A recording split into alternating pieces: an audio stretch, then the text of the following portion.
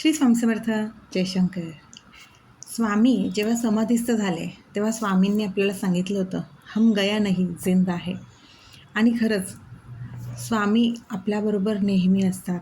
त्यांनी जे शब्द दिले आहेत ना, हम गया नाही जिंदा आहे, तर स्वामी कुठल्या ना कुठल्या रूपाने असतातच. आणि मुळातच जेव्हा स्वामींनी समाधी घेतली त्यानंतर लगेचच झालेली ही एक घटना आहे.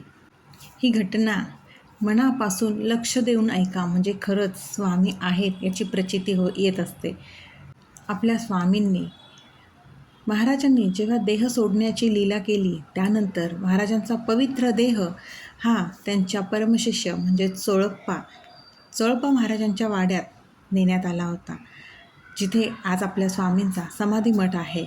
स्वामींची समाधी आहे तिथे ब्रह्मानंद नावाची गुहा आहे. त्या गुहेमध्येच आपल्या महाराजांचा देह ठेवण्यात आला होता. महाराजांच्या समाधीनंतर रोज एक व्यक्ती महाराजांना अत्तर लावण्यासाठी व महाराजांची पूजा करण्यासाठी त्या गुहेमध्ये जात असत. समाधीच्या 4थ्या दिवशी नेहमीप्रमाणेच ती व्यक्ती त्या गुहेमध्ये महाराजांना अत्तर लावण्यासाठी आणि पूजा करण्यासाठी गेले असता स्वामी समर्थ महाराजांनी अचानक आपले डोळे उघडले आणि त्या व्यक्तीला सांगितले, आजपासून या गुहेमध्ये कुणीही येऊ नका आणि ही गुहा कायमची बंद करून घ्या.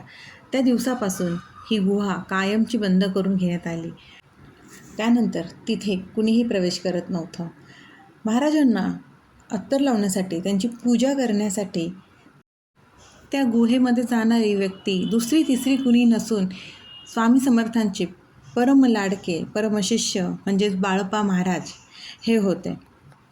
यावरूनच आपल्याला एक गोष्ट नक्की लक्षात येते की स्वामी समर्थ हे आपल्याला कुठेही सोडून गेलेले नाहीत. जरी त्यांनी देह ठेवला असेल, समाधी घेतली असेल, तरीही स्वामी आपल्यासोबत नेहमी आहेत आणि नेहमी राहतील.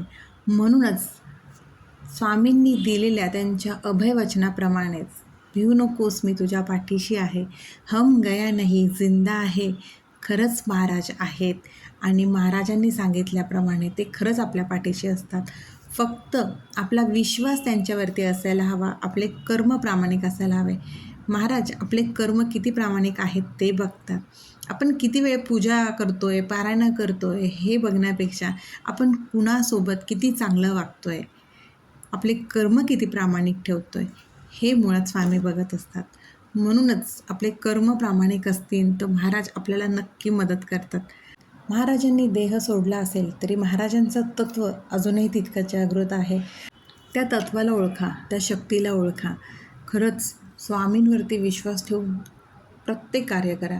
प्रत्येक कर्म, प्रत्येक कार्य हे नक्कीच सफल होत असतं. मनापासून स्वामींची सेवा करा, मनापासून स्वामीची सेवेकरी व्हा. स्वामी तुम्हाला भरभरून देते.